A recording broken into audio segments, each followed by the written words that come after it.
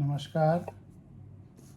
भावगंगा के सभी श्रोताओं, दर्शकों, मित्रों, परिजनों का हमारा और अरुण जी का नमस्कार।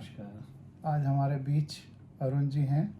आज भावगंगा का 1003वां अंक है, विशेष अंक है, क्योंकि अरुण जी जैसे व्यक्तित्व हमारे इस स्टूडियो में हैं और हमारा इनका बहुत कुछ कॉमन है।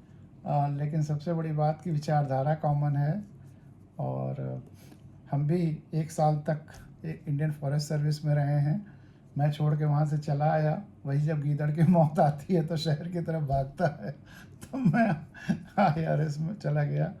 लेकिन मैं आईआरएस में फॉरेस्ट से अलग होकर के नहीं गया। जंगल का, प्रकृति का एक एम्बेसडर होकर के शहरों शहरों घूमता रहा और बातें बताता रहा, कहता रहा, वो विचारधारा फैलाता रहा। और अरुण जी आजीवन फॉरेस्ट सर्विस में रहे। पहले जब मध्य प्रदेश 2 हिस्सों में नहीं बटा था तो पूरे मध्य प्रदेश में थे। बाद में छत्तीसगढ़ में चले गए और देखने से तो अभी लगता है कि 10-15 साल की सर्विस बाकी होगी, लेकिन रिटायर हो चुके हैं, 5 साल के आसपास हो गया। और रायपुर में रहते हैं और वहाँ से लखनऊ आए हुए हैं। तो मैंने कहा कि इनके आने का हम भी फ़ायदा लें और हमारे भावगंगा के इस प्रवाह को भी फ़ायदा मिले, आप सबको फ़ायदा मिले, हम लोग आपस में अंतरंग चर्चाएं करें। तो अब अरुण जी से वैसे तो काफ़ी सवाल, बहुत दिनों से ये भावगंगा को सुन रहे हैं, इस पे कमेंट्स भी करते रहे हैं, लेकिन सवाल भी आज करेंगे, अपनी राय भी देंगे। लेकिन पहला सवाल तो मैं यही इनसे पूछता हूँ कि भावगंगा के इस परिवार के बीच में आकर के, क्योंकि सुनने वाले भी सारे परिवार हैं और सामने ही है एक तरह से, तो कैसा लग रहा है? पहले सभी साथियों को नमस्कार। ये मेरा सौभाग्य है कि भाई साहब के सानिध्य में आज यहाँ आने का, आप लोगों के बीच आने का अवसर मिला। भावगंगा से काफ़ी पुराना रिश्ता है और इसको बराबर देखने का अवसर मिलता रहता है। और सबसे अच्छी चीज़ ये है कि इसका स्पेक्ट्रम बड़ा वृहद है। भावगंगा का पूरे ब्रह्मांड, पूरी पृथ्वी और प्रकृति का जो एक चक्र है, उस सबको मिला के कैसे हम अपनी जीवन शैली को उससे एक पॉजिटिव एनर्जी को पा के कर सकते हैं। और यही हमने फॉरेस्ट सर्विस में देखा है कि इंसान एक बहुत छोटी इकाई है एक पूरे तंत्र का, और उसके साथ रह के चलने में ही भलाई है। तो यही एक संक्षेप में कहना चाहूँगा। तो तुम्हारे जो प्रश्न हैं या जो तुम्हारी बातें कहना चाहते हो, जिस पे आज हम लोग चर्चा करें, तुम्हारे इंटरेस्ट की जो जो चीज़ें हैं। हाँ, नहीं, मेरा तो इसमें ये कहना है कि मानव सभ्यता, इतिहास सब मुझे पढ़ने का शौक़ है। तुमने तो खूब किताबें पढ़ी हैं। जी जी जी। और जब घर में किताबें ज़्यादा रखने लगो तो काम तरह तरह के पारिवारिक असुविधाएं भी लोगों को हो सकती हैं, तो उसको से भी जूझना पड़ता है हमको भी, तुमको भी। लेकिन उसके बावजूद हम लोग किताब के कीड़े भी हैं और रहेंगे। तो जो राजतंत्र था, उसके बाद हमारा संविधान बना, प्रजा राजा का जो एक धर्म का आवरण है। तो एक कौतूहल का विषय ये है कि प्राचीन काल से ही राजा और जो क्लर्जी कह सकते हैं, या जो हमारे धार्मिक पुजारी हैं या मौलाना हैं, इनका एक पूरे मास पर ऐसा प्रभाव पड़ा जिसको मुझे थोड़ा ये नकारात्मक लगता है कि जो लोगों की बदहाली है, तो उनको एक छद्म संतोष दिया गया कि भाई ये जो आपकी दुर्दशा है, जो कि राजाओं अधिनायकों के शोषण के कारण होती है, तो दोनों को ये सूट करता था।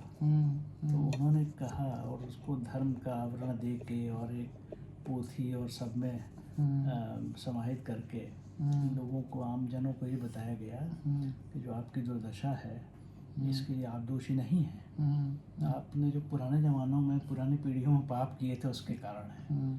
तो ये एक शोषण सदियों पुराने से चला आ रहा पीढ़ियों है, में या पुराने जन्मों पुराने में। जन्मों में ऐसा कहकर उनको मूर्ख बनाया गया। और अब उसको जो वैज्ञानिक, हम लोग विज्ञान के छात्र रहे हैं, तो वैज्ञानिक सोच, साइंटिफिक टेम्पर है, तो ऐसा लगता है कि वही सही चीज़ है।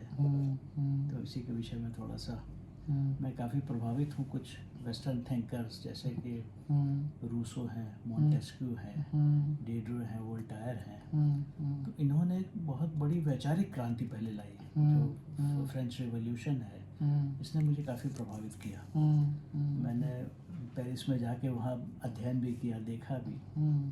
तो पूरी एक पीढ़ी को उन्होंने पहले ये कन्विंस किया कि आप जैसे कि फ्रांस की उस समय का जो लुई 16 के पहले, आप 14वीं शताब्दी कह लीजिए, 14वीं से लेके 16वीं शताब्दी, तो ये उनका एक वैसा दौर था।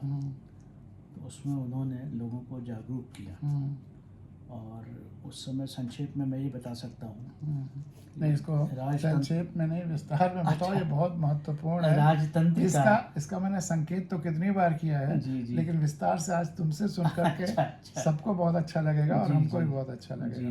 तो और जिन विचारकों का तुमने नाम लिया है, उनके बारे में भी जितना जितना तुम बता सको जरूर बताओ। और क्योंकि हमारे जो दर्शक श्रोतागण हैं, ये बहुत जिज्ञासु हैं और पूरा जानना चाहते हैं, खूब प्रश्न भी करते हैं और बाद में फ़ोन भी आते हैं।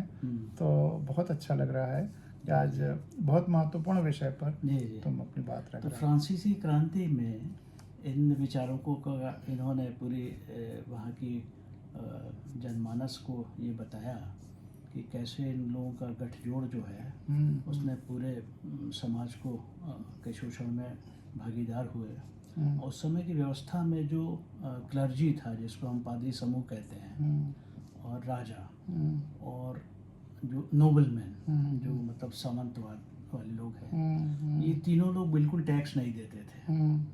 और जो मध्यम या नीचे वाले वर्ग था, सारा करीब 80% कह लीजिए टैक्स उन्हीं से आता था, सारा भार उन पर था। तो उनकी कमर तोड़ महंगाई और सब कहिए। तो इससे फिर धीरे धीरे उनको जब ये सेंसिटाइज किया गया, तो लोगों में जो गुबार था, जो तनाव था, धीरे धीरे ये चरम पर पहुंचा। और इस विषय में एक और भी चीज़ है कि यूरोप में भयंकर प्लेग फैला था, तो उसमें करीब यूरोप की आधी पॉपुलेशन खत्म हो गई। तो उसमें फिर अच्छा, ये लोग कहते थे जो कि अरे परमात्मा ये है और हम तुम्हारे लिए अच्छा वो करेंगे, परमात्मा सब कुछ कर सकता है। तो लोगों की अपेक्षाएं बहुत थी। तब उनको फिर पता चले ये सब तो ढोंग है, इसका कोई मतलब नहीं है। तो ये रोमन कैथलिक्स का था, तो लोगों ने विरोध करना शुरू किया। उससे फिर प्रोटेस्टेंट्स और जो रूढ़ियाँ थी वो थोड़ी वो होने लगी। और उन्होंने फिर एक क्रमबद्ध एक जो अध्ययन है, जिसको आज हम एक साइंटिफिक टेम्पर कह सकते हैं, जो हमारे संविधान निर्माताओं ने संविधान में भी लिखा है, महत्वपूर्ण तरीके से लिखा है, we should develop a scientific temper, वैज्ञानिक दृष्टिकोण, हमारी पूरी पीढ़ियों के लिए अंधविश्वास और इन सब चीज़ों से हम दूर रहें। तो ये एक मुझे बड़ा महत्वपूर्ण संदेश लगता है पूरे विश्व के लिए या हमारे यहाँ पे। तो ये बहुत अच्छी तरह से तुमने इसको बताया। और अपने प्रोग्रामों में हम लोग इसकी कई बार चर्चा कर चुके हैं। और शुरू से अगर और थोड़ा पीछे जाएं, जब हम कबीलों में रहते थे, तो जैसे तुमने फ्रांस की क्रांति और उस समय के यूरोप का जो चित्रण किया, तो तब तक क्लर्जी भी उभर आई थी, सामंत लोग, और राजा फुल फ्लेजेड थे और धर्म सत्ता थी। लेकिन इसकी और ओरिजिन, बीजारोपण जब कबीले में एक लीडर हुआ, मतलब जो ज़्यादा डोमिनेट करने लगा बाकी कबीले के सदस्यों को, और कबीले बढ़ते गए, उसकी संख्या बढ़ती गई, जब गांव वगैरह बसने लगे एक तरह से, और क्षेत्र भी अपना बढ़ाने की कोशिश होने लगी, तब उस कबीले के सरदार को भी वही टैक्सेशन या कुछ ना कुछ बार्टर सिस्टम, या कहीं से जितना तुम उगाते हो उससे थोड़ा थोड़ा हमको दो तो हम लड़ाई करेंगे, दूसरे कबीलों से रक्षा करेंगे, जंगली जानवरों से रक्षा करेंगे, वगैरह वगैरह, ये चीज़ें शुरू हुई। और जो बड़ा सरदार था फिर वो कई औरतें भी रखने की, वो हरम भी बनाने की परंपरा। अब बाद में तो हजारों हजारों के हरम बनने लगे, लेकिन उसने शुरुआत वहाँ से हो गई हरम बनाने की। एक व्यक्ति और एक पुरुष एक स्त्री का नहीं, बल्कि हरम वगैरह के, हरम तो उर्दू वर्ड है लेकिन उस समय जो भी उसके लिए शब्द रहा हो, तो वो भी शुरू हुआ। तो उससे जो और कबीले के लोग हैं उनको ज़्यादा मेहनत भी करनी पड़ती थी, और उसका जो सरदार का एक्सेस जो खर्चा है उस पर भार पड़ता था। तो अब उसको रैशनलाइज करने के लिए, जस्टिफाई करने के लिए या सही सिद्ध करने के लिए उसने कुछ लोगों को लगाया, अपने ख़ास लोगों को, कि इन लोगों को समझाओ कि ये जो अगर वो उनको लग रहा है कि भोग रहे हैं ज़िंदगी, तो यह राजा का कुकर्म नहीं है या कबीले के सरदार का कुकर्म नहीं है, ये उनके कर्मों का फल है, पूर्व जन्म के कर्मों का फल है। और राजा से इससे कोई वास्ता नहीं है, और इसलिए असंतोष की भावना उनमें ना आए, उसको वो स्वीकार कर लें, यह बात आई। एक नशे की हालत में छोड़ दें, हालत में उनको छोड़ दें। और यही बात बढ़ते बढ़ते तो ये जो सबको समझाने वाला व्यक्ति था वही आगे चल करके वो धर्म सत्ता या प्रीस्ट या पादरी बना, लोगों को समझाने लगा, कान फूंकने लगा। और जब उसने देखा कि हमारी वजह से ये कबीले का सरदार या राजा इतने ऐशो आराम से रह रहा है और उसकी ज़रूरतों को हम पूरा करने के साधन बन रहे हैं, उसको जो भी चाहे वो समृद्धि हो या स्त्री हो, सब प्रोवाइड करने में मदद कर रहे हैं, जो राजतंत्र तक आते आते वो बहुत बड़े रूप में हो गया, तो मुझे अपना भी हिस्सा चाहिए। तो अगर उसको पूर्व जन्म के कर्मों का फल कह करके हम लोगों को संतुष्ट कर रहे हैं, तो उसका दूसरा हिस्सा अपने लिए करें। स्वार्थ सिद्धि की तुम यहाँ ऐसी पूजा करो, यहाँ ऐसे पूजा करो, कर्मकांड करो, तो तुम्हारा अगला जन्म भी ठीक हो जाएगा। पिछला जन्म उसका कर्म का फल अभी भी भोग रहे हो, लेकिन अगला जन्म भी ठीक हो जाएगा। और या स्वर्ग नरक की अवधारणा की गई कि तुम पिछले कर्म का नरक भोगना है, या इस जन्म में अगर अच्छे काम करोगे तो तुम स्वर्ग भोगोगे, कपोल कल्पना, लेकिन उसके लिए भी तुम पूजा पाठ करो। तो ये पूजा पाठ इसकी परंपरा वहाँ से शुरू होते होते 16वीं शताब्दी का जो तुम किस्सा बता रहे हो वहाँ, और उसमें फिर एक वर्ग और जुड़ गया, सामंतों का। तो यह तो यहाँ तक आया। और इसमें शुरुआत कहाँ से हुई, मतलब यहाँ से यहाँ जो पूरी यात्रा आई, तो उस जंगल, क्योंकि यहाँ से हम लोग हमारा प्रोफेशन रहा है हमारा तुम्हारा, तो वहाँ जब जंगलों में आदमी रहता था, वहाँ से जो यात्रा शुरू हुई, तो उसमें दो बड़े क्रांतिकारी क्षण आए। जब मनुष्य एक तो चौपाए से जब दो पाए पे आया, पहला जो ट्रांसफॉर्मेशन आया वो ये आया, उसके हाथ स्वतंत्र हो गए, तो और जानवरों से वो श्रेष्ठ हो गया, क्योंकि पेड़ की डंडी तोड़ करके लाठी बना करके वो उनको फेंक सकता था। पत्थर उत्थर तो थे नहीं, पत्थर तो मैदानों में नहीं थे, पत्थर लेने के लिए आप नदियों के उद्गम स्थान तक जाना होगा, और आग थी नहीं शुरुआत में। तो यह हथियार सबसे बड़ा पेड़ की डंडियां ही बनी, जिससे उसने अपनी सुरक्षा भी की और वही हथियार हुआ। तो पहला तो जब उसका हाथ फ्री हुआ और उसने हथियार उठाया। दूसरा, जब हाथ से ही वह कुछ लिपियां बना सकता था, लिखने की शुरुआत भी हाथ से ही हुई, और उस लिपियों से वो दूसरे लोगों से कम्युनिकेट कर सकता था। और धीरे धीरे उस जब अलग अलग तरीके की लिपियां एक दूसरे को कम्युनिकेशन, कहीं धीरे धीरे गूंगा करते करते एक भाषा डेवलप होनी शुरू हो गई, एक दूसरे को भाषा के माध्यम से कुछ कहना शुरू कर दिया। तो भाषा की उत्पत्ति हुई हाथों की वजह से, और जो लिखने की उत्पत्ति हुई, इससे एक और नया फेनोमेना हुआ, एक नई बात हुई कि बोलने की वजह से वह झूठ बोल सकता था। शब्दों के अलावा आप झूठ बोल ही नहीं सकते। आपका शरीर कभी झूठ नहीं बोलेगा। बॉडी लैंग्वेज झूठ नहीं बोलेगा। सत्य ही होती है। हम जब भी झूठ बोलते हैं दूसरों को बेवकूफ़ बनाने के लिए या जिस भी स्वार्थ की सिद्धि के लिए, तो अपने शब्दों के माध्यम से ही झूठ बोलते हैं। हमारी आंखें नहीं झूठ बोलेंगी, सच बोल देंगी। हमारे सांसों की गति, हृदय की गति, संवेदनाओं के आगे बढ़ने की प्राकृतिक उसका नर्व्स की जो स्पीड है, वो मैसेजेस आगे बढ़ाने के न्यूरॉन्स की जो उसके टेस्ट किया जा सकता है। स्पीड जो ये लाई डिटेक्टर टेस्ट, झूठ मापने का जो यंत्र है, वो यही है कि आपके शब्दों और आपके शरीर में कितना अंतर है। इसी से आप झूठ बोल रहे हैं कि नहीं ये पता चलता है। तो वहाँ से मनुष्य को झूठ बोलने की जब भाषा आ गई और लिखित रूप में तो और ज़्यादा प्रचार प्रसार शुरू हो गया। लेकिन जब झूठ बोलने की कला आ गई, तब वह जो पुरोहित था वह लोगों को समझा सकता था कि जंगल के उस कोने पर चल कर के उस पेड़ के पास तुम पूजा करो, तब तुम्हारा सब कुछ ठीक हो जाएगा। ये झूठ बोलना वहाँ शुरू हो गया, नहीं तो कैसे समझाता।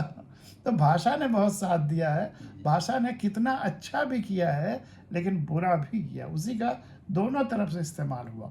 और ये जब जो भाषा का वहाँ आविष्कार उस समय हो रहा था जंगल में, 16वीं शताब्दी तक आते आते उसमें ये हो गया कि फिर इसको प्रिंटिंग प्रेसेस शुरू हो गए, छापने का कारखाने शुरू हो गए, तब इसका प्रचार प्रसार, किताबें तैयार होने लगी, गुटेनबर्ग प्रेस जो है, तो तमाम सारे जो धार्मिक ग्रंथ आने लगे। जो बात किसी तरह से उस पुरोहित को जंगल वाले बड़ी मुश्किल पड़ती थी, 10-20 आदमी बड़ी मुश्किल समझा पाता था, अब लाखों लोगों को एक साथ वो किताब भी उपलब्ध है, वो बात भी उपलब्ध है। लेकिन उसी ने, जिस किताब ने भ्रम फैलाने में काम किया, उसी तंत्र ने, उसी प्रेस ने, उसी पैम्फलेट्स ने जब क्रांति करनी हुई राजा के अगेंस्ट, तो वो भी क्या कहते हैं, इश्तहार बना बना करके चिपकाने में भी काम किया। तो इस तरह से ये विज्ञान भी उसके पीछे पीछे कैसे कैसे, चाहे भाषा विज्ञान हो या मनोविज्ञान भी, वो भी इस प्रक्रिया में साथ साथ चलता है। एक मैं उदाहरण देना चाहूँगा। ये भाई साहब ने जो भी कहा, धर्म ग्रंथों में इतना इनका व्यापक और इंटेंस प्रभाव था लोगों पर कि लोग हिम्मत नहीं करते थे इनकी बात का खिलाफत करने। बिल्कुल। अब एक उदाहरण है, जैसे बाइबल में लिखा है, बाइबल में स्पष्ट लेख है कि सूरज जो है वो पृथ्वी का चक्कर लगाता है, ना कि पृथ्वी सूरज का। अब कोपरनिकस जो हॉलैंड का वैज्ञानिक रहा, उसने इस बात को सिद्ध किया कि ये गलत है, पृथ्वी चक्कर लगाती सूरज के, न कि अदरवाइज। लेकिन उसकी हिम्मत नहीं हुई।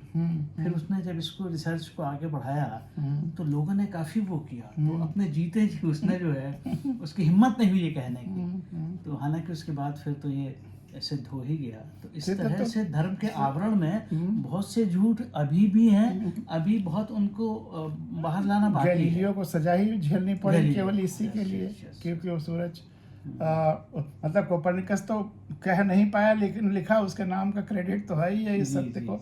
लेकिन हमारे ऋषियों ने तो पहले ही जो ये तो पता लगा ही लिया था अपने ऑब्जर्वेशंस के माध्यम से कि सूरज की धरती परिक्रमा करती है। और लेकिन ये हिम्मत जुटाना कि बाइबल के खिलाफ वो लिखने की हिम्मत नहीं कर रहे थे। और जब पता चला, अब तो मतलब अब चाँद पे आदमी जा रहा है और अब आप बाहर से जा कर के स्पेस से सब कुछ देख सकते हैं।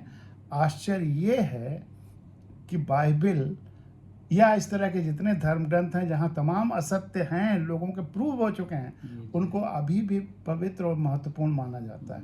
आश्चर्य ये है। उनकी रूढ़ियों को, जैसे रोमन कैथलिक्स थे जो बहुत ही कट्टर थे, बाद में फिर उनका काफ़ी विरोध हुआ। प्रोटेस्टेंट्स हैं तो उनमें काफ़ी खूनी संघर्ष हुआ। ये सब तो इतिहास का विषय रहा है। लेकिन खुली आंखों से देखना, समझना, उसकी बहुत ज़रूरत है।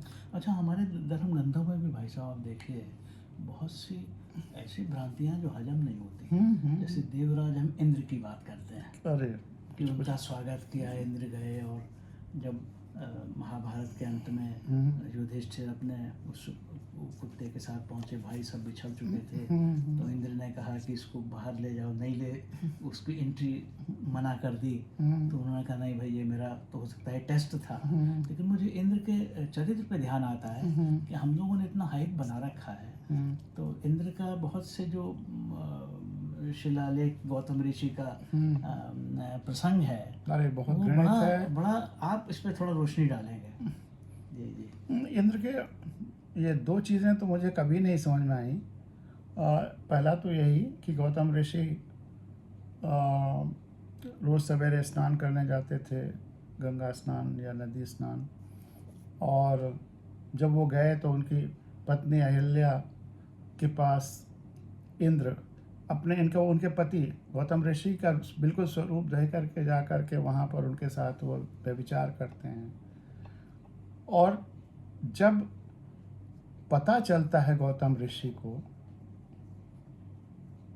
तो ये कैसे हुआ आज तक कोई नहीं समझ सकता कैसे होता है कि श्राप, बड़ा श्राप अहिल्या को देते हैं गौतम ऋषि कि तुम पत्थर की हो जाओ।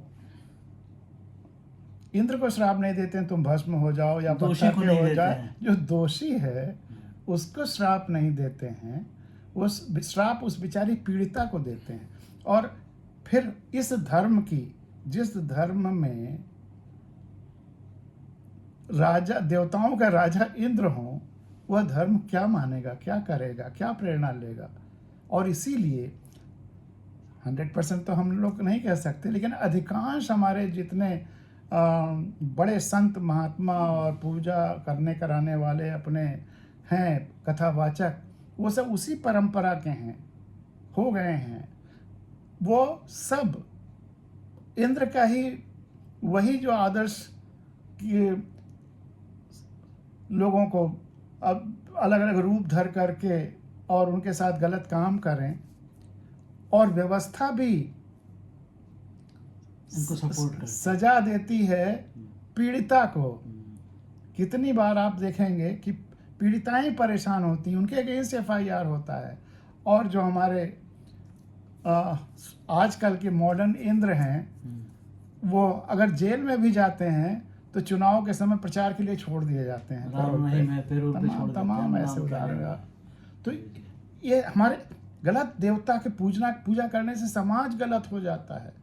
और दूसरी बात, अगर कोई बहुत अच्छा काम करता है तो हमारा जो अगर ईश्वर है कोई व्यक्ति के रूप में, वैसे हम लोगों की तो यही अवधारणा कि पूरा ब्रह्मांड ही एक विराट जीवन शरीर या समग्र जो है, या जिसमें सारे काल पदार्थ, पूरा ब्रह्मांड कह लें, हाँ, जिसमें सारी तरंगें, सारी शक्तियाँ सब शामिल हैं। जो संपूर्णता है वही ईश्वर है, और वह एक विराट जीवंत शरीर है, और हम सब उसके जीवंत अंग हैं।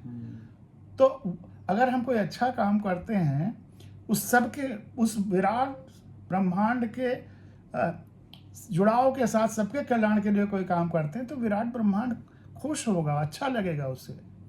ना कि कोई कहते हैं कि अगर कोई अच्छा काम करता है तो, अब आजकल तो पता नहीं इंद्र है कि नहीं, लेकिन ये कहानियां तो यही कही जाती है, और कहानियां सब झूठी हैं, इसमें कोई शक नहीं। उसमें तो यही कहा गया है कि जब कोई अच्छा काम करता है तो इंद्र का इंद्रासन डोलने लगता है, वो नाराज होते हैं और तपस्या भंग करने के लिए अप्सराएं भेजते हैं। ये सब क्या तमाशा है।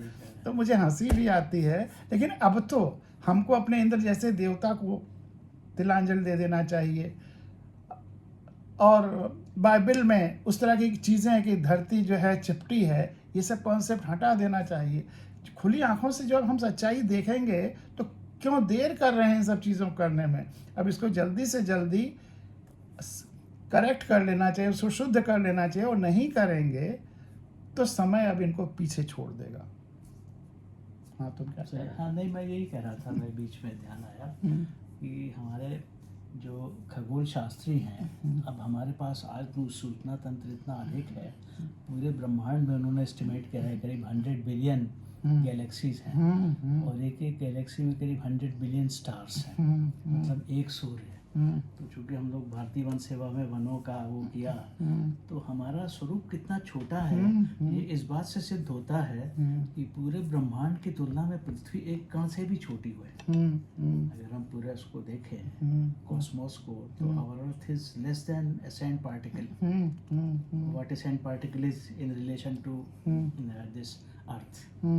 इसमें भी अभी तक हम जितने पौधे या जो हमारे फौना फ्लोरा है, जीव प्राणी है, जो मेरीन है, पूरी मेरीन बायोलॉजी है, तो उसका बहुत ही छोटा भाग हम अभी तक पढ़ पाए हैं। मुश्किल से 12-13% जो है, उससे ज़्यादा पेड़ पौधे और जीवों का अध्ययन हम नहीं कर पाए हैं। तो अभी बहुत कुछ करना बाकी है।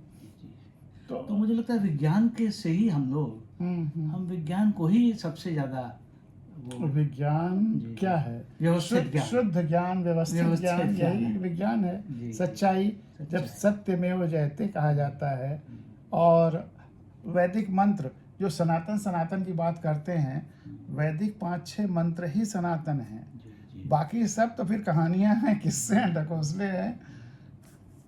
असतो मां सदगमय, असत्य से सत्य की तरफ जाना है।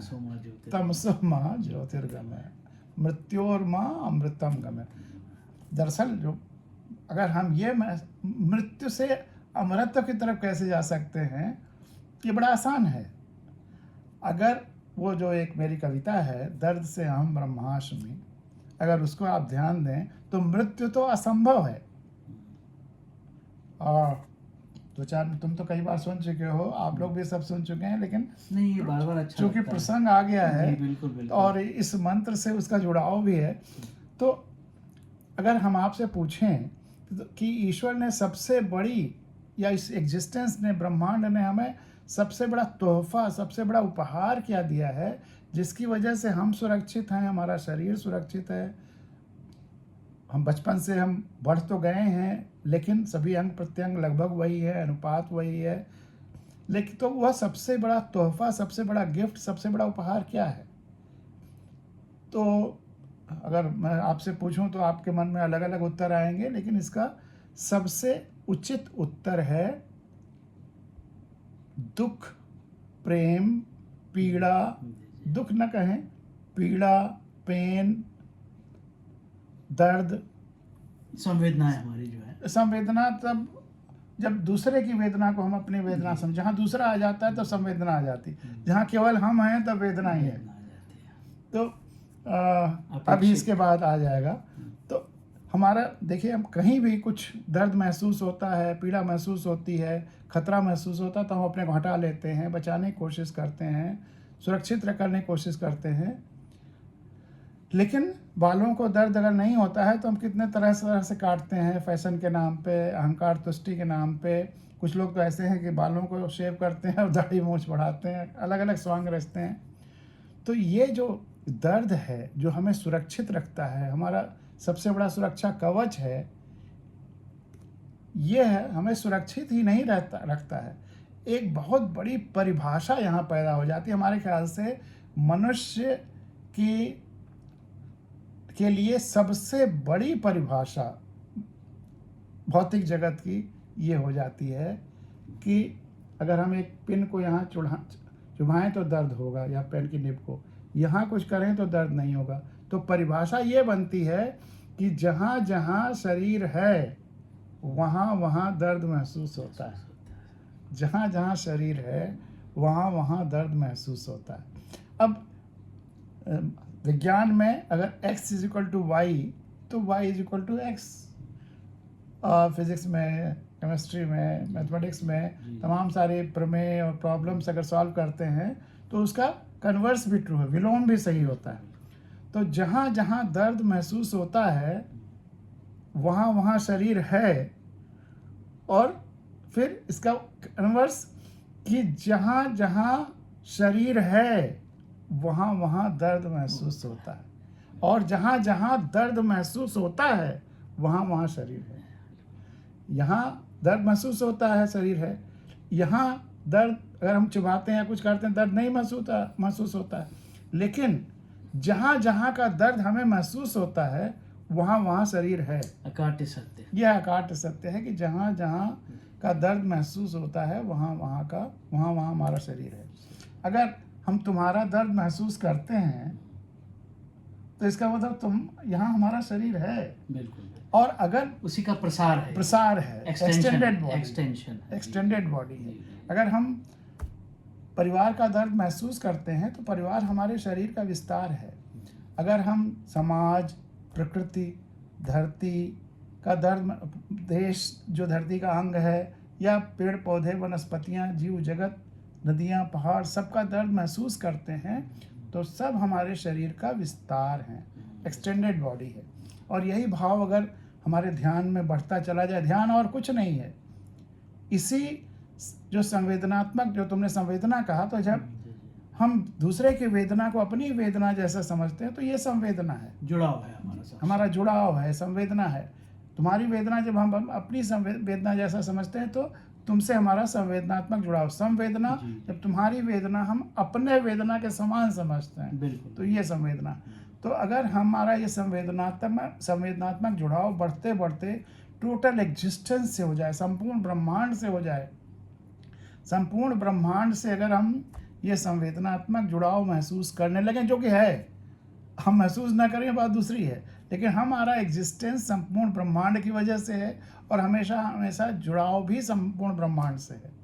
अगर वह महसूस करने लगें तब हम, जो मैंने कहा कि 5 सूत्र जो वैदिक शाश्वत हैं, दूसरा सूत्र तक पहुंच जाते हैं, अहम ब्रह्मास्मि, हम ब्रह्म हैं, हम ही ब्रह्म हैं। क्योंकि अगर ब्रह्म एक विराट जीवन शरीर है, टोटल एग्जिस्टेंस, और हम उसके अंग हैं, तो हमारा नाम क्या होगा? आपके हाथ का नाम क्या होगा? आप ही का नाम आपके हाथ का नाम होगा। ये हाथ कह सकता है हम गिरीशम, तुम्हारा हाथ कह सकता है अहम अरुणम। तो इसलिए अहम ब्रह्मास्मि तक पहुंच जाते हैं, जो कि शाश्वत मंत्र है और सच्चाई है कि हम ब्रह्म हैं, हम ब्रह्मांड हैं, हम उससे संवेदनात्मक रूप से हम वह हो, जब टोटलिटी में हम हैं, यह अंग, तब यह अंग गिरीश थोड़ा हो जाएगा, यह अंग इसका अंग ही रहेगा। वही उसी तरह से हम उससे जुड़े हुए हैं। और अगर हम यह जुड़ाव नहीं महसूस करते हैं, जैसे ये हाथ अगर इस शरीर से जुड़ाव नहीं महसूस करता है तो जाहिर सी बात है, या तो बीमार है, या लकवा मार गया है, या कुछ है गड़बड़। तो अगर हम संपूर्ण ब्रह्मांड से जुड़ाव नहीं महसूस करते हैं तो यह हमारा मानसिक लकवापन है। इसको दूर करना बहुत ज़रूरी है, तभी संसार की ज़्यादातर समस्याएं हल होंगी, धरती भी स्वस्थ होगी, व्यवस्थाएं भी शुद्ध होंगी, सब कुछ होगा। तो एक दूसरा वैदिक मंत्र अहम ब्रह्मास्मि, इसे दूसरे शब्दों में कह सकते हैं तत्त्वमसि, जो सब में है वही हम में है। और अब विज्ञान उसको प्रूव भी कर रहा है कि जो एटम हैं, एटम के नीचे के जो सब पार्टिकल्स हैं और जो एनर्जीज हैं, इन्हीं सबसे पूरा ब्रह्मांड बना हुआ है। और वो अलग अलग रूप भले दिख रहे हो, लेकिन सबका जो इंटरनल कंटेंट है वो तो वही है, एक सामंजस्य भी है। और इसमें ये भावना और जुड़ गई है। ये भावना वाला जो है, जो चेतना वाला जो अंश है, इसी को लोगों ने आत्मा वगैरह कर दिया है, कि जो महसूस करता है इस चीज़ को। बाकी ये सब जगह है, इवन जो निर्जीव हैं वहाँ भी आत्मा है, वह आत्मिक चीज़ें हैं उसके अंदर जा कर के, भले ही वो चल न पाती हो अपने में। तो तत्त्वमसि, जो तुम में है वही हम में है, जो ब्रह्मांड में है वही हम में है। तो असतो मा सद्गमय, और धरती के परिप्रेक्ष्य में वही शाश्वत 2 सूत्र फिर हो जाते हैं कि वसुधैव कुटुंबकम, पूरी धरती एक परिवार है। जब हम पूरी धरती का सुख दुख महसूस करें और धरती माँ है ये महसूस करें, और धरती हमारी ही नहीं, सारे जीव जंतुओं, वनस्पतियों और सारे मनुष्यों, सारे देशों, सारी सभ्यताओं, सबकी तो माँ है। एक बड़ा परिवार। हाँ, एक बड़ा परिवार है। जितने बड़े बड़े देवता, पैगंबर, मसीहा सब आए, वो सब की माँ भी धरती माँ है, उनकी भी माँ है, तो वह भी हमारे परिवार का हिस्सा है। तो अब वसुधैव कुटुंबकम और सर्वे भवन्तु सुखिनः, यही मुख्य शाश्वत सूत्र हैं वैदिक, जो सत्य हैं, शाश्वत हैं, बाकी सब तो कहानियाँ हैं। बहुत आपने अच्छी तरह से तो इसको बताया। अब तुम ये जो फिलोसफर्स हैं, रूसो, मॉन्टेग्यू, और इन सब के बारे में थोड़ा थोड़ा बता दो, क्योंकि बहुत महत्वपूर्ण है ये। नहीं, इनका तो खैर काफ़ी रहद वो है।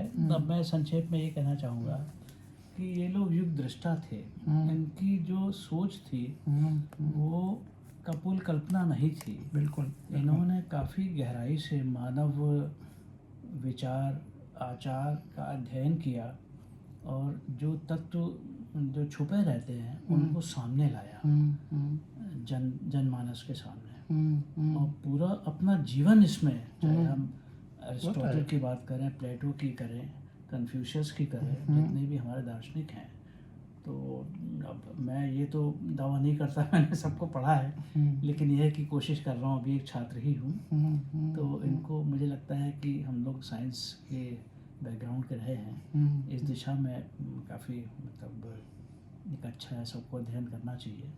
तो इनकी जो दृष्टि है, इन्होंने अपने जीवन से सीखा, आसपास में जो घटनाएं हमारे हो रही हैं, जो स्वार्थ सिद्धि है, बहुत लोग बहुत सुपरफिशियली चीज़ों को देखते हैं, इन्होंने काफ़ी उसके अंदर जाके उसको महसूस किया, और सबसे बड़ा काम ये कि पूरी पीढ़ी को जो जगाया, जो रेनेसां जिसको हम इंग्लिश में बोलते हैं, रेनेसां, जन जागरण पूरा यूरोप में डार्क एज के बाद जब ये हुआ, तो उससे तो फिर काफ़ी उसके बाद प्रगति हुई, और जितना अंधविश्वास था वो खत्म हुआ, तो उसी के फिर आगे अब हमको अपने देश में भी इन चीज़ों को, अभी हम लोग यूरोप से अगर तुलना करें तो बहुत इन चीज़ों में जकड़े हुए हैं।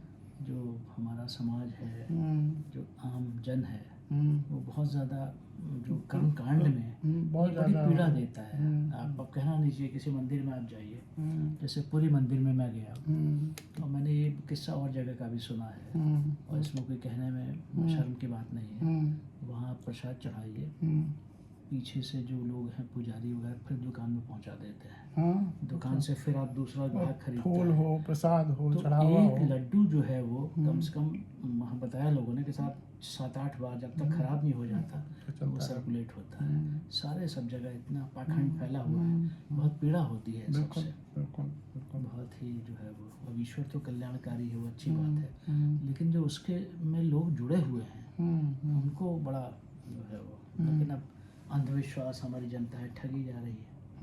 देखिए बिल्कुल सही कह रहे हो, और वेस्ट में कम हो गया है, जी। लेकिन खत्म वहाँ भी नहीं है। इतना अंधविश्वास नहीं है जितना हमारे देश में या इस बेल्ट में है अभी एशिया के, लेकिन अभी भी पोप का वर्चस्व और चर्चेस का, और आप चर्चेस के अंदर के किस्से कैसे कर करप्शन वगैरह, और सबसे बड़ी बात कि कोई जाकर के कितना भी बड़ा पाप किए हुआ हो और वहाँ जो है कन्फेस कर ले तो माफ। कोई भी समाज सभ्य नहीं हो सकता या अच्छा नहीं हो सकता जब तक कि वो ये न माने कि हर कर्म का फल मिलता है। अगर हम बुरा कर्म करेंगे तो इसका बुरा फल होगा, अच्छा कर्म करेंगे तो अच्छा फल। जैसे हम लोग कहते हैं गंगा जी में डुबकी, हाँ, वो हमारे यहाँ और ज़्यादा है कि ये पाठ करा लो पंडित जी को बुला के घर में तो सब सारे पाप खत्म, और कोई नदी में नहा लो, एक मंदिर में जाके प्रसाद चढ़ा दो तो सब ठीक हो जाएगा। ये सब क्या तमाशा, बहलाने वाली बातें हैं सब, मतलब भ्रमित करने वाली बातें हैं, और अपने भविष्य के वंशजों को भी नष्ट करने वाली बातें। और जो तुमने बहुत अच्छी बात कही कि ईश्वर बड़ा दयालु है। जी।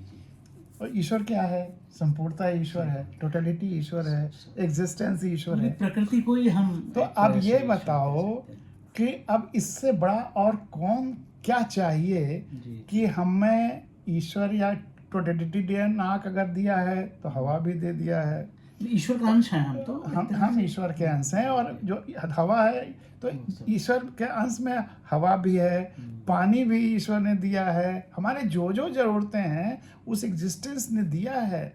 खाने के लिए वनस्पतियाँ भी हैं, लेकिन ज़रूरत भर का जब तक हम लेते हैं तब तक तो हम ठीक जिंदगी, लेकिन हम जब लोभ के व्यापार के चक्कर में पड़ते हैं, उनका जब नाश करने लगते हैं, चाहे पानी का हो, चाहे हवा का हो, चाहे वनस्पतियों का हो, चाहे जंगली जानवरों का हो, चाहे अन्य जानवरों का हो, तब हमारी दुष्टता जो है हमें अक्षम में बना देती है। जैसे गांधी जी ने कहा था, nature has abundance in yes. Bounty for everyone's need need but not for greed. Everyone's grid.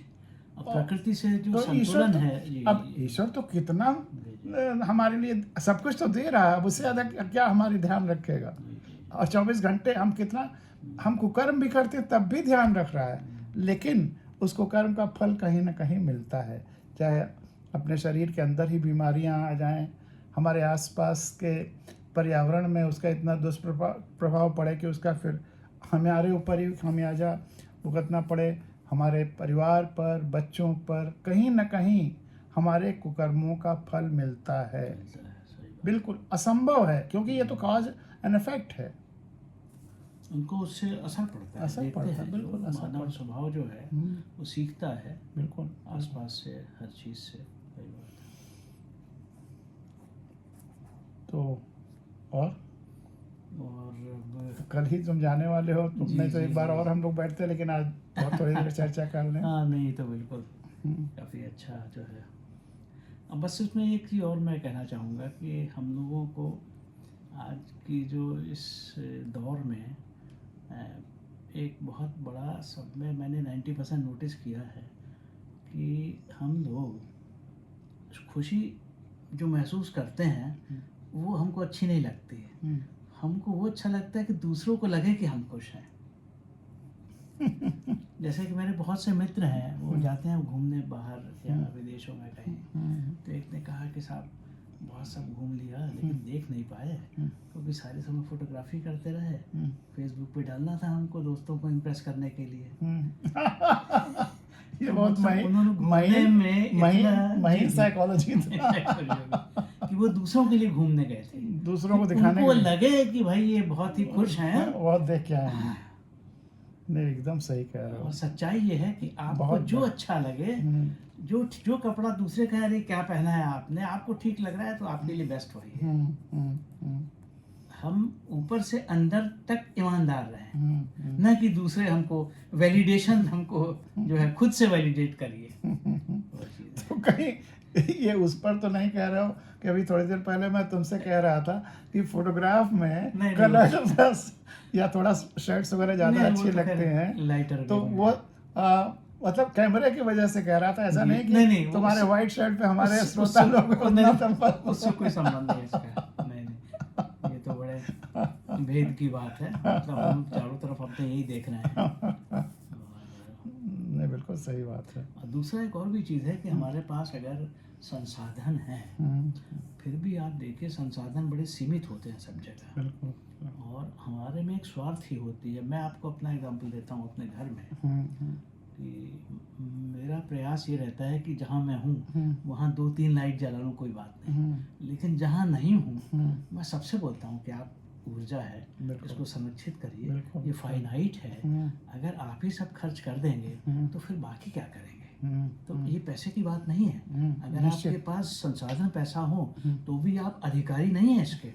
जैसे इसी कड़ी में बताऊं, जर्मनी में एक बहुत अच्छी प्रथा है, आप रेस्टोरेंट में जाएंगे और आपने ऑर्डर बहुत ज़्यादा किया और आपने काफ़ी छोड़ दिया, तो you are liable to be fine करते हैं। बिल्कुल सही होना तो चाहिए। कहते हैं आप उतना ही लीजिए जितना आप waste क्यों करें? कंज्यूम कर सकें। You don't have any right to waste, so what if you have ordered for more, आप दोबारा ले लीजिए। तो ये चीज़ मुझे बहुत अच्छी इम्प्रेस की। ड्रेसडेन में हम लोग गए थे, तो ये हमको सीखने लायक है। हम लोग कितना देखिए भोजन कितना वेस्ट करते हैं, बहुत बहुत बहुत फेंका जाता है और उसको वो है। तो ये चीज़ें छोटी छोटी, मतलब अगर नहीं, ये तो हमें भी बहुत जी जी खराब मैं बड़ा लगता है। अलोकप्रिय हूँ इन चीज़ों के लिए, नहीं, इसके लेकिन मेरी आत्मा नहीं मानती। अलोकप्रिय होना कोई बुरी बात नहीं है। मुझे दूसरे से सर्टिफिकेट नहीं चाहिए, मुझे लगेगा कि मैंने ठीक किया है, मेरी आत्मा प्रसन्न रहती है। ये कायदे से तो हर एक को चाहे पानी का टैप हो, जी चाहे बिजली का हो, बिल्कुल। या एनर्जी या कोई किसी तरह का जो ये वेस्टेज है ये नहीं होना चाहिए। प्रकृति से एक पत्ती भी एक्स्ट्रा नहीं तोड़ना चाहिए, क्योंकि हर पत्ती ऑक्सीजन दे रही है। तो मेरे गज़ल का एक शेर ही है कि हर पत्ती हमें ऑक्सीजन देती है, मेरे लिए तो कोई पत्ती पराई नहीं है। और बिल्कुल अंतःस्थल से मैं बोल रहा हूँ कि मेरे लिए हर एक पत्ती इस धरती पर किसी भी धर्म के बड़े से बड़े पूजा घर से बहुत बड़ी है। बहुत अच्छा कहा आपने। और सारे पूजा घर बंद कर दिए जाएं, धरती बहुत अच्छी हो जाएगी। और वहाँ पे अगर पेड़ लगा दिए जाएं तो धरती और अच्छी हो जाएगी। लेकिन अगर सारे पेड़ पौधे हटा दिए जाएं तो 4 घंटे के अंदर हम सब खत्म हो जाएंगे।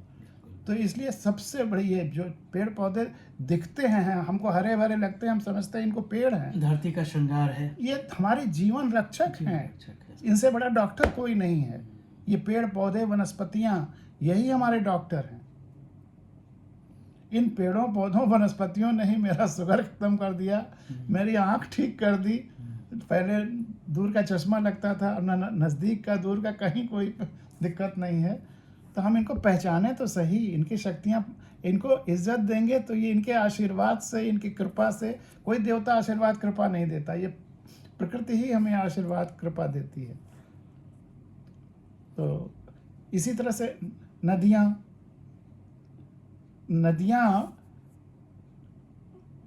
उनमें स्नान करने से अगर हमारी कुकर्म नहीं दूर होंगे, अगर कोई माने कि हमारे पाप मिट जाएंगे, तो नदियों के स्नान में पाप नहीं मिटता। लेकिन नदियों में सामूहिक स्नान करने से एक बड़ा वैज्ञानिक कारण है, जिससे वजह से हमारे रोग मिट सकते हैं या भविष्य के रोग दूर हो सकते हैं। वो टीका वाला सिद्धांत, ये वैक्सीनेशन वगैरह तो 100, 200, 300, 400 साल पहले हुआ है।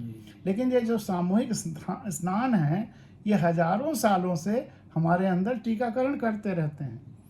कहीं भी सही ज़्यादा जहाँ जल राशि हो, नदियाँ बहती हुई हों या बड़ा झील हो, वहाँ जब हजारों लोग नहाते हैं तो व्यक्ति के शरीर से जो तरह तरह के बैक्टीरिया और ये वायरसेस जो बीमारियों के हैं, पैथोजेंस हैं, वो वहाँ जाते हैं, वो भी रहते हैं। और जब हम नहाते हैं तो हमारे अंदर भी जाते हैं।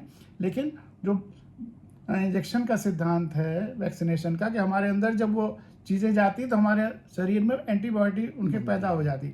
हमारा ये जो मस्तिष्क और बॉडी है, ये सबसे बड़ा ड्रग फैक्ट्री है, मतलब औषधि का एक फैक्ट्री है। और उस चीज़ की औषधि वो पैदा कर लेती है एंटीबॉडीज, और वो मेमोरी में हमेशा रहती। कभी भी उस तरह का वायरस या इन्फेक्शन आया तो वो अपने आप तैयार होकर के लड़ लेती है। तो यह इन्फेक्शन दूर करने के लिए, और एक बहुत बड़ा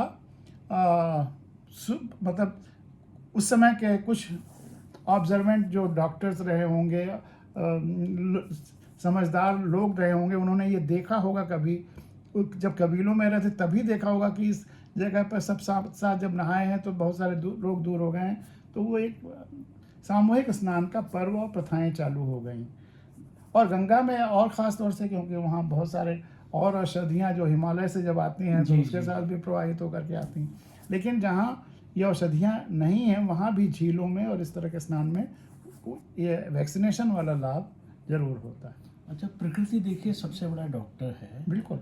जैसे कि बहुत से हेल्थ एक्सपर्ट्स बोलते हैं कि आप अपने भोजन में प्राकृतिक चीज़ उसका समावेश करें। जैसे हम लोग देखते हैं जंगल में, वनों में, जैसे हमारे जितने प्राणी हैं, बंदर हैं, उसका ब्लड सबसे प्योर है, अल्कलाइन है, 7 से pH ज़्यादा है। क्या कारण है? पत्ता खा रहा है, फल खा रहा है, बिल्कुल लाइव फूड है।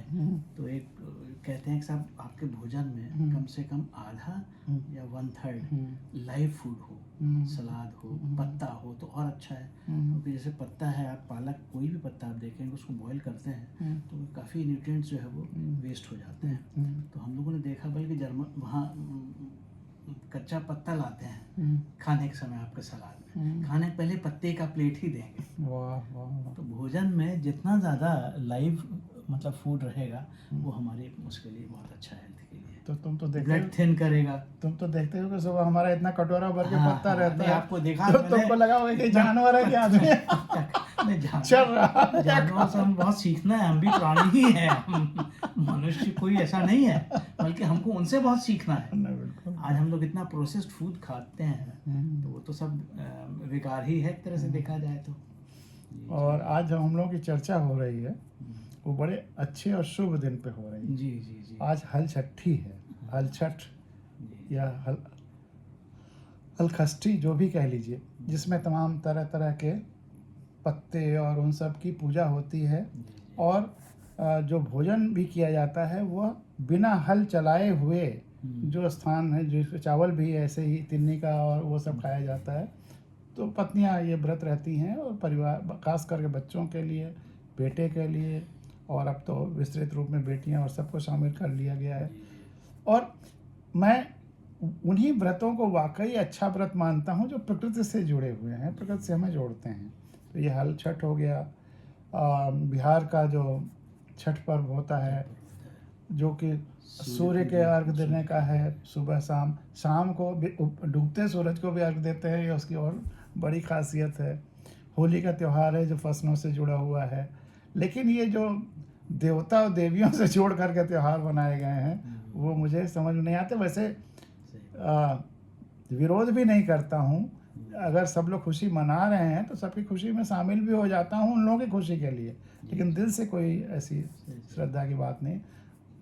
और तो इसलिए हलखष्ठी की आप सब लोगों को ढेर सारी शुभकामनाएं, मंगल कामनाएं।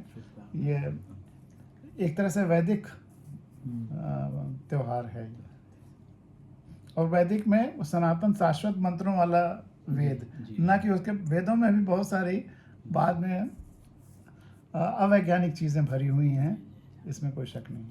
और बताओ। बस अब मेरे ख्याल से काफ़ी अच्छी चर्चा रही। हाँ, काफ़ी चर्चा रही। मार्गदर्शन में बड़े भाई साहब के, अरे मार्गदर्शन में काफ़ी जो है वो डाइवर्स टॉपिक्स जो है वो बिना किसी तैयारी के जो नहीं, तुम्हारे अनुभवों के आधार पर तुमने इतनी किताबें पढ़ी हैं। जी जी जी। तुम्हें कुछ सोचने के लिए मजबूर करूं कि अगर 5 सबसे उनमें टॉप किताबें मैं कहूं कि तुम्हें कौन कौन सी लगी तो बताओ। एक और उसमें क्या क्या खास बात है, बहुत अच्छी लगी। अच्छा देखिए, जहाँ तक पुस्तकों का सवाल है तो मैंने जो एक बुक पढ़ी थी, small is beautiful, very Alan Schumacher की। तो उसका काफ़ी उसको पढ़ के बहुत प्रसन्नता होती है। बहुत सी जो हमारे मन में आशंकाएं हैं या जो बहुत सी गलत फहमियाँ हैं वो दूर होती है। ये पता चलता है कि जीवन के लिए वास्तविक आनंद किस चीज़ से आता है। बिल्कुल, बहुत बढ़िया। काफ़ी गलत फहमियाँ दूर बहुत होती हैं। बहुत सही तो किताब। मेरी ऑल टाइम फेवरेट बुक है बहुत स्मॉल इज़ ब्यूटीफुल। उसका सारांश और बता दो 2-3 लाइनों में। जी जी जी। अब यही है कि हम लोग जो इतना चीज़ों को कॉम्प्लेक्स वे में रखते हैं तो उनका संदेश ये है कि चीज़ें सरल हों और हमारे ऊपर बर्डन ना बने। आज होता है क्या है कि हम लोग अपने ऊपर बहुत ज़्यादा बोझा बढ़ा लेते हैं। तो जितना सरल रहे जीवन, और जैसे कहते हैं ना, जो बूंद में वही समुद्र में, तो छोटा बड़ा कुछ नहीं होता। और हमारी जो मिनिमम जो आवश्यकताएं हैं, न्यूनतम, जैसे कहा जाता है कि अगर आप अपने घर में किसी वस्तु का उपयोग 6 महीने तक नहीं करते तो आपको उसको अपने घर में नहीं रखना चाहिए। बिल्कुल सही। तो मतलब डीक्लटरिंग जिसको बोलते हैं। तो इसी पे एक छोटी सी कविता 2 लाइन की मुझे पुरानी अपनी याद आ जी गई जी कि स्मॉल इज़ ब्यूटीफुल। तो ये स्मॉल सामानों के लिए तो है ही, जैसे टेम्परेचर है उसके लिए भी स्मॉल टेम्परेचर ठीक है, रीजनेबली। उसी का एक कविता छोटी सी है कि धन बहुत कुछ तापमान की तरह होता है और ये नॉर्मल टेम्परेचर वो तो बहुत सुख दे, हाँ, थ्रेशोल्ड वार के आसपास वो बहुत सुख देता है। बहुत ज़्यादा वो असहनीय हो जाता है, हमें जला देता है। लाइफ में टेंशन बहुत आता है। लेकिन एकदम ना हो, बर्फ बन जाए तो वो भी तकलीफ दे देता है। तो डेस्टिट्यूट भी नहीं होना। एक स्मॉल, वही एक स्मॉल, मतलब जीरो नहीं है। स्मॉल इज ब्यूटीफुल कहा गया, जीरो इज ब्यूटीफुल नहीं कहा गया। तो जीरो टेम्परेचर नहीं होना चाहिए, स्मॉल टेम्परेचर, मध्यम मार्ग, जैसे गौतम बुद्ध का है। और मध्यम मार्ग पे तुमने बुद्ध की याद दिला दी। जी जी जी। तो बुद्ध का सबसे बड़ा कंट्रीब्यूशन जानते हो मुझे क्या लगा? आज जिस सब्जेक्ट पे हम लोग चर्चा कर रहे हैं उसी से जुड़ा हुआ कि बुद्ध ने पहली बार ये जो धर्म सो कॉल्ड हैं, हाँ जो अविश्वास, अंधविश्वास और तमाम अवैज्ञानिक तत्व हैं, उस सब को, उसके अंधेरे को हटा करके, कीचड़ को हटा करके, धर्म मतलब हमारी ड्यूटी क्या है, जी जी जी हमारा सत्य क्या है। तो हमारी आस्था तो होनी चाहिए, जैसे संपूर्ण ब्रह्मांड में आस्था होनी चाहिए, आस्था और विश्वास जरूरी है। तो आस्था के डायमेंशन में उन्होंने विज्ञान को समाहित कर दिया, पूरा यूनिवर्सल अप्रोच, यूनिवर्सल देश के बाहर तक साइंटिफिक प्रसार फेथ, हुआ। जी, साइंटिफिक रिस्पेक्ट कह लीजिए, वर्शिप कह लीजिए, जो भी कह लीजिए। तो उसमें साइंस, विज्ञान को बिल्कुल भर दिया और जितने अवैज्ञानिक तत्व थे उनको हटा दिया। और भविष्य के लिए अब एक ऐसे फिर बुद्ध की तरह क्रांति की ज़रूरत है। और ये 16वीं शताब्दी का जो रेनेसां या लोकतंत्र की शुरुआत, वो भी उसी दिशा में पहला कदम है। अंत वहाँ होना है जब पूरी व्यवस्था सत्य और विज्ञान आधारित हो जाएगी, उसे जीवोक्रेसी तक पहुँचना है। लेकिन बुद्ध में मुझे एक उदाहरण बड़ा अच्छा याद आया, बड़ा मज़ेदार है। गौतम बुद्ध जी को एक सेठ जी थे, तो उन्होंने कहा साहब थोड़ा ज्ञान दीजिए, कभी मेरे घर भोजन करने आइए। तो उन्होंने कहा ठीक है भाई। तो गौतम बुद्ध जी कटोरा ले गए और उसके में गोबर रखा था उन्होंने। तो कहने लगे बेटा मैं अभी जल्दी में हूँ, तुम इसी में दे दो। सेठ जी ने देखा, घबराया, अरे ये क्या, फेंके फेंके महाराज। तो गौतम बुद्ध ने कहा कि अभी तुमने समझा नहीं, यही तो मैं तुमको समझाने आया हूँ।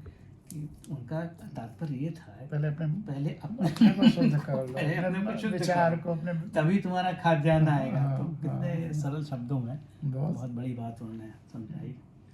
तो स्मॉल इज ब्यूटीफुल के बाद दूसरी किताब, और फिर अब वैसे तो मैं स्पोर्ट्स पर्सन ना हूँ, 40-50 साल से खेल रहा हूँ, जो स्पोर्ट्स में काफ़ी दिलचस्पी है। तो अब खैर स्पोर्ट्स की बुक्स का तो कहना ठीक नहीं है। तो फुटबॉल में दिलचस्पी है, क्रिकेट में है और टेनिस में है। Very good, very good. और हमारे जो ग्लिम्पसेस ऑफ वर्ल्ड हिस्ट्री है नेहरू जी की, अरे वाह, उसको मैंने वो किया है। और इनका अच्छा लगता है मोपासा की शॉर्ट स्टोरीज मेरे पास है, बहुत बढ़िया पब्लिकेशंस की। तो उसकी मैंने करीब 80% कहानी पढ़ी है और सभी मुझे बहुत अच्छी लगती है। मेरे विचार से अगर शॉर्ट स्टोरी को देखें तो पूरी दुनिया में उनसे अच्छी शॉर्ट स्टोरीज कोई फ्रेंच शॉर्ट स्टोरी राइटर थे, गाइडी मोपासा, बहुत अच्छे थे। हिंदी में प्रेमचंद कुछ हद तक जाते हैं। प्रेमचंद तो खैर जी जी, क्योंकि बड़े रैशनल हैं और बहुत प्रॉब्लम सॉल्विंग हैं उनकी कहानियाँ। जी जी। तो ग्रामीण चित्रण, ग्रामीण जीवन का चित्रण, लोकतंत्र के लिए, लोकतंत्र में उनकी जो परीक्षा कहानी है कि कैसे लोक सेवकों को चुनना चाहिए। अगर हमें मौका कभी मिले कि सिविल सर्विसेज में कैसा इंटरव्यू लेना चाहिए, तो प्रेमचंद की उस कहानी से सबक लेना चाहिए। हमारे साहित्य के बहुत बड़े हस्ताक्षर हैं। तो प्रेमचंद की फिर बहुत कई डायमेंशन उनकी, और एक और 2 परीक्षा कहानी है उनकी, दूसरी वाली भी उतनी अच्छी है जिसकी फिर कभी चर्चा करेंगे। जी जी, तो बहुत। और दूसरी किताब, और इसके बाद एक पुस्तक और थी, एक मैंने पढ़ा था, वो रिलीजियस पुस्तक थी, हालांकि ऑटोबायोग्राफी ऑफ ए योगी। तो मुझे अच्छी लगी थी वो, काफ़ी पहले मैंने पढ़ी थी, आज से करीब 40 साल पहले।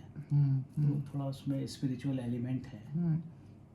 और उसको मैंने भी पढ़ी है, जी जी, स्पिरिचुअल, उसमें स्पिरिचुअलिटी को कुछ कॉस्मिक कनेक्टेडनेस से ही जोड़ा हुआ है। उस तरह की मेरी पहली पुस्तक थी, तो मुझे पूजा पाठ वगैरह से अलग रख के, इसलिए इसको कहा जा सकता है। जी जी जी जी। और बाकी शेक्सपियर के प्लेज मुझे बहुत अच्छे लगते हैं। जैसे मैंने जूलियस सीजर पढ़ा था, उसके लंबे लंबे संवाद थे। O judgment, the word fled to the brutish beast that men have lost their reason. My heart is in the coffin with Caesar, and I must pause till it comes back to me.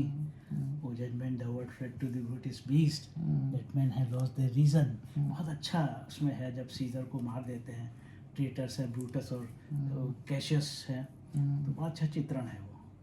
तो उसको कुछ जी, हिंदी में बता दो थोड़ा सा संक्षेप हाँ में। वो जूलियस सीजर। अब देखिए यूरोप में तो क्या है, सारा चाहे रोमन से टाइम से ले लें और उसको चाहे ऑटोमन एम्पायर से करें या फिर हैब्सबर्ग एम्पायर से जो ऑस्ट्रिया की थी पढ़ा जाए, तो एक्सपेंशनिस्ट ज़्यादा थे, प्रसारवादी। इसीलिए सारे जितने लड़ाइयाँ हैं बड़ी सब यूरोप में हुई अपना राज्य बढ़ाने के उसमें। और सबसे लेटेस्ट तो फिर हिटलर का रहा है। तो ये है। तो 4 हो गई किताबें। नहीं कर रहा है, तो मैं तो 10-20 जो 5वां और बता तो दो। कोई बात नहीं। और